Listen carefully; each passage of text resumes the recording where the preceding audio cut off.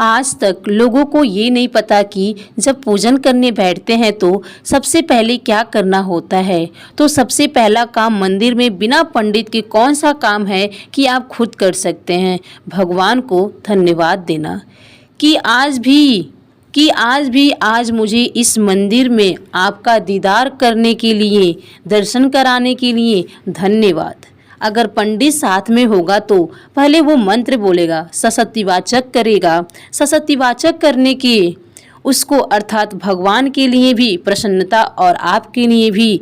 आपके पास कोई ब्रह्मांड नहीं होगा, आपको कोई स्तुति नहीं आती होगी, आपको कोई मंत्र नहीं आती होगी, आपको कोई साधना नहीं आती होगी, आपको कोई पीतप्य नहीं आता होगा, पर आप इतना तो कर सकते हैं कि भगवान के मंदिर में जाकर उनको धन्यवाद दे सकते हैं, उनको धन्यवाद कर सकते हैं कि आपकी ही कृपा है कि मुझे चलकर यहाँ तक बुलाया, मुझे चलाकर यहाँ तक बुलाया, 2 कदम चलाया, यहाँ तक बुलाया। तेरी कृपा है और बड़ी कृपा करी, डालिया भर की पूजा का सामान भी लाई। बड़ी कृपा करी कि दूध भरकर भी लाई, बड़ी कृपा करी कि कलश भरकर भी लाई। कितने लोगों का फायदा है कलश भरकर मंदिर में जाने में, कितने लोगों का फायदा है। हिंदू धर्म में विष्णु पुराण में, पद्म पुराण में लिखा है, सौभाग्यवती नारी जब भरा हुआ पानी का लोटा लेकर जाती है और उसको देखकर कोई व्यक्ति निकल कर चला जाता है तो समझिए वो जिस काम के लिए जा रही है वो काम सफल हो गया। मंदिर का ही लोटा, मंदिर का ही पानी, सिर पर पल्लू लेकर, हर हर महादेव लेकर शिव को चढ़ा रही है और इतने प्रेम से रिझा रही है। फ्री का पानी, फ्री का लोटा, सब कुछ है तो मन नहीं भरा और 2-4 लोटा चढ़ा दें। तो भगवान के सम्मुख में पहुंचकर अगर आप जल का पात्र भी लेकर जा रहे हैं, भरा हुआ लेकर जा रहे हैं, तो कितनी प्रसन्नता की बात है। हिंदू धर्म की रीति है कि जिस पात्र को हम जल चढ़ाने ले जाते हैं उस पात्र में भगवान के चरणों का जल लाकर खाली पात्र मत लाएं, भगवान के चरणों का जल जरूर लाएं। भगवान शिव के चरणों का जल लेकर आओ। घर में रखे सबने लगाया, अपने नैनों से लगाया, अपने हृदय से लगाया, अपने चित्रवती में लगाया। खाली पात्र हम वापस लेकर नहीं आ रहे। शिव मंदिर में जब जब जाओ जल चढ़ाने के लिए, जिस पात्र में पानी है, शंकर भगवान को हमने पूरा जल चढ़ाया, आधा नहीं चढ़ाया। और जब चढ़ा लिया तो शंकर भगवान के चरणों का 2 बूंद ही पानी लेकर आओ, 4 बूंद ही लाओ, इतना सा लाओ पर लाओ और उसको पूरे परिवार के नैनों से लगाओ। खाली पात्र नहीं लाओ। खाली पात्र लाने में ध्यान दीजिए। जब आप पूरा जल समर्पित कर देते हैं, भगवान को चढ़ा रहे हैं, तो पूरा समर्पण होना चाहिए। इसलिए शंकर भगवान को अधूरा समर्पण नहीं करना चाहिए। इसलिए श्रीफल भी पूरा चढ़ाया जाता है। शिव की मंदिर में श्रीफल नहीं फूटता, संपूर्ण चढ़ाया जाता है। बेलपत्र भी संपूर्ण चढ़ाया जाता है, चावल भी अखरा चढ़ाया जाता है, पुष्प भी पूरा चढ़ाया जाता है। इसलिए जल भी संपूर्ण चढ़ाना चाहिए। उनको कोई भी चीज़ खंडित नहीं चढ़ाना चाहिए। जल को चढ़ाने के लिए गए हो, उसे बचा कर के नहीं लाना शिव मंदिर में से संपूर्ण, क्योंकि भगवान के चरणों की रज जब हमारे घर में प्रवेश करेगी तो हमारा आत्म कल्याण स्वतः ही हो जाएगा। पर कोई लोगों की आदत होती है कि, और आपने भी ऐसी गलती की होगी कि जल चढ़ाने गए और पूरा पानी भी चढ़ा दिए, लेकर भी नहीं आए।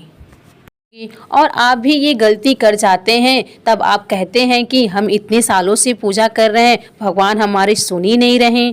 तो भगवान को तो मैंने त्यागी बैठा, पर तू नहला के चली जा रही, तूने तो मुझे अपने साथ लेके जाएगी ही नहीं।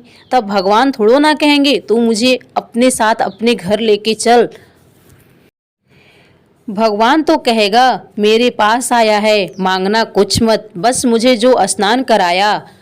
जो मुझे स्नान कराया, मेरा जो चरणों तक लेकर जाया, वो अपने घरों में छिड़क दे। संप्रदा करना, संप्रदा भरना मेरा काम है। यहाँ मेरी चरण की रज पहुँची, जहाँ मेरी चरण की रज पहुँच गई वहाँ संप्रदा स्वतः पहुँच जाएगी। पर हम लोग जाते हैं, पूजन भी करते हैं, कलश भरकर भी चढ़ाते हैं, पर जाते टाइम हम खाली जाते हैं। भगवान को इतना बुरा लगता है, भगवान को इतना बुरा लगता है, मेरे दरवाजे से खाली जा, मुझे कितना बुरा लगेगा। जो आए भरकर जाए, भले ही 2 बूंद लेके जाए, क्यों ना वो 4 बूंद लेकर जाए, लेकिन अवश्य तरल में जल भरकर लेके जाए। जल चढ़ाने के बाद हम जब लेकर आते हैं पात्र के अंदर, यह उसमें बरकत है। गर्भ संहिता ने दूसरी चीज़ कही, उसको भी समझ लीजिए। गर्भ संहिता में कहा गया है जब आप घर से जल लेकर जाते हो तब भरकर, तो यह सृष्टि की जितनी नदियाँ, पृथ्वी पर जितनी नदियाँ विद्यमान होती, तालाब जितने भी, सरोवर जितने भी, कुंड जितने भी विराजमान हैं, उन सारे पृथ्वियों का जल जब आप घर से लेकर निकलते हैं तो तीर्थ का संपूर्ण जल आपके कलश में आ जाता है। और जब आप उस जल को शिव को समर्पित कर देते हैं और 2 बूंद चरणागत लेकर जाती हो, तो शिव महापुराण, गर्ग संहिता, पद्म पुराण कहती हैं, वह जल साधारण नहीं रहता, वह गंगा जल बनकर तुम्हारे घर को पवित्र करने के लिए पहुंच जाता है। तो वह पवित्र गंगा जल बने तो उसको लेकर प्रवेश करो। हम बार बार कहेंगे, भगवान के मंदिर जाओ तो चेहरे पर प्रसन्नता होना चाहिए, किसी से मिलने जाओ तो चेहरे पर प्रसन्नता होनी चाहिए, नहीं तो ऐसे पहुंच गए तो वह शिष्टता नहीं मानी जाएगी। हम तुम्हारी बहन के घर गए, सती मैया जलकर भस्म क्यों हुई? माता सती के भस्म होने का कारण क्या था? सती को पिता पर जितना क्रोध आया, उससे ज़्यादा क्रोध सती माता को अपने बहनों पर आया।